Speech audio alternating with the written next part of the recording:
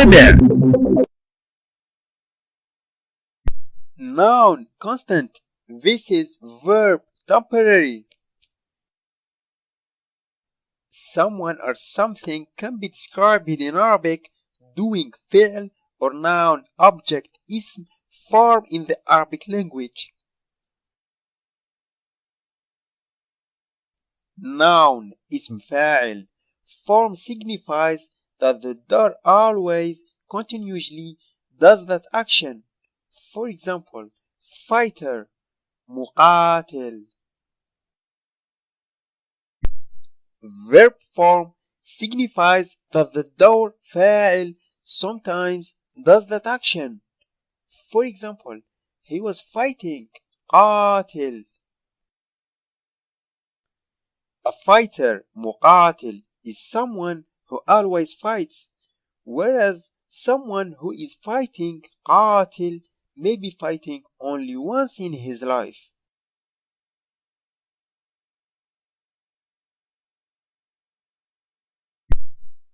Possession: his, her, their, our.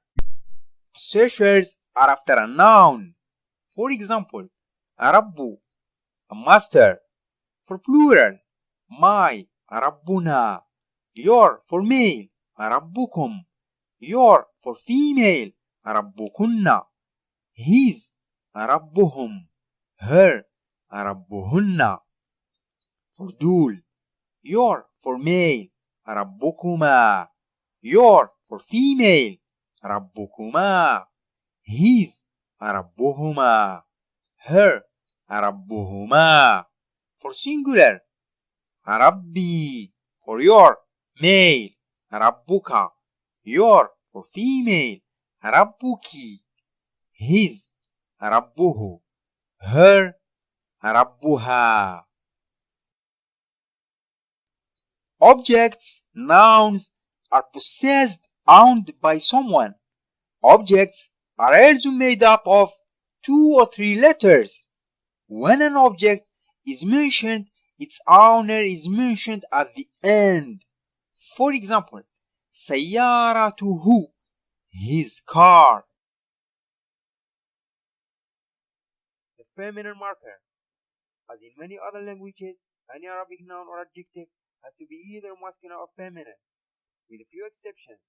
The general rule is to suffix the ta marbuta to the masculine noun or adjective form to drive the feminine one. For example, أستاذ أستاذة, قديم قديمة.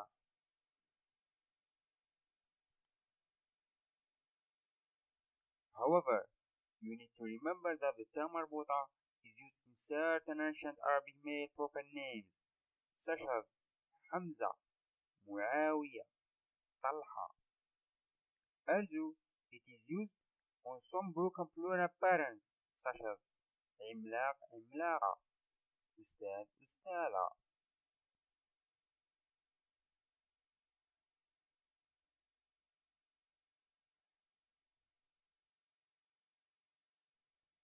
The simple إضافة is made of 2 nouns. For example, the university building, بناء الجامعة, while the complex إضافة is made of 3 or more nouns. As expected, such sequences will create a syntactical environment where some nouns will play double grammatical functions. For example, the door of the university building, باب بناء الجامعة.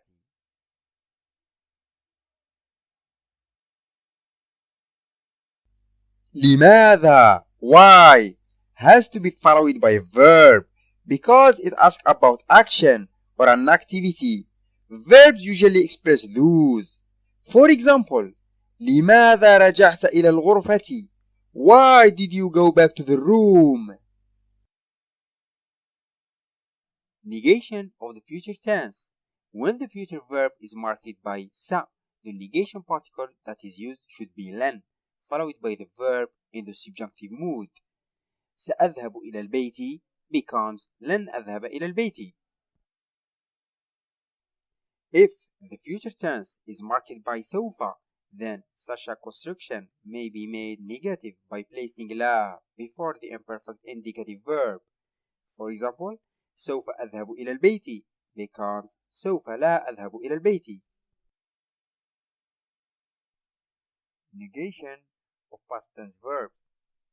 There are two methods to negate verbs in past tense. The easy way is by using ما before the verb. The other is to use the negation particle لم followed by the genitive form of the verb. For example, ما شاهدنا هذا الفيلم. We didn't see this movie. لم نشاهد هذا الفيلم. We didn't watch this movie.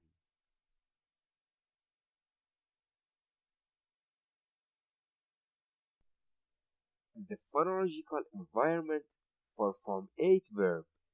The characteristic feature of Form 8 is the reflexive affix ta, which is inserted after the first radical of the root.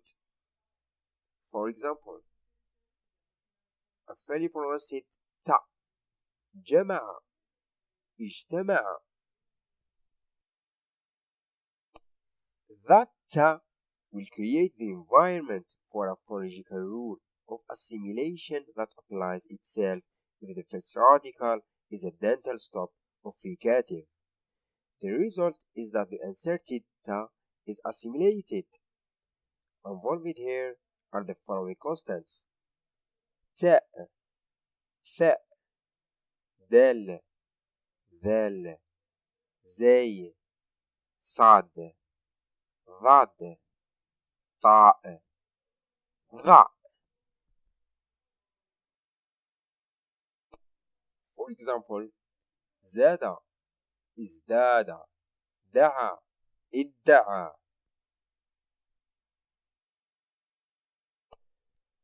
Luckily, Arabic does not have many verbs of this type. However, you need to remember the three following related phonological rules. 1. After the emphatic constants ta, ضاد, صاد, the inserted ta becomes emphatic ta, as in صدم, اصطدم. 2.